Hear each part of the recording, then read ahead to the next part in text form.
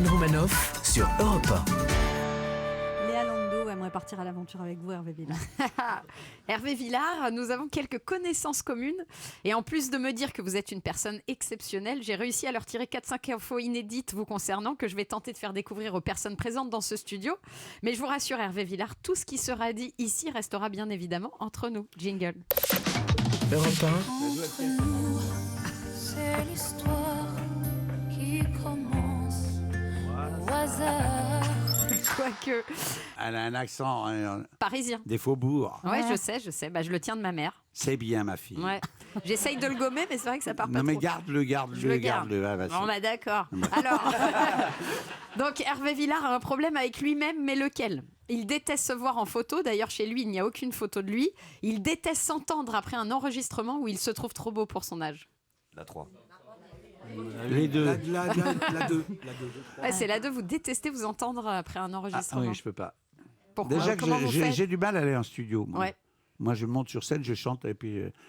dans la vie, je m'appelle René, et sur scène, je m'appelle Hervé. Mais là, il y a deux personnages, quand même.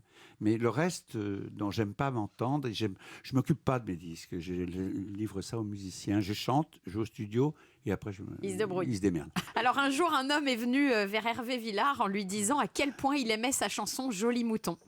Hervé Villard c'est génial. Hervé Villard lui soutient pendant plusieurs minutes qu'il n'a jamais écrit de chanson qui s'appelle Joli mouton, mais l'homme insiste. Pourquoi, à votre avis ? Il le confondait en réalité avec Cheb Mami.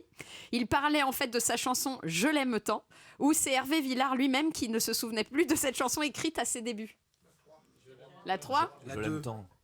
Oui, je l'aime tant. Ouais, je la raconte. Ouais, racontez-la, elle est drôle. Elle est géniale. Pendant le ramadan, les Maghrébins travaillent et vont jouer au domino, au loto. Et il y avait un bistrot derrière chez moi et j'allais tout le temps voir parce que c'était sympa, quoi. Et on fumait bien. Vous fumiez quoi ? Du shit ? Non, j'ai dit on fumait bien. Voilà. On a le droit de fumer, c'est discret quand même, non ? Bon, un peu d'herbe. Elle veut que je donne tout. Enfin, je suis un gentil garçon bien élevé, vous vous rendez compte ce qu'elles vont penser mes mamies ?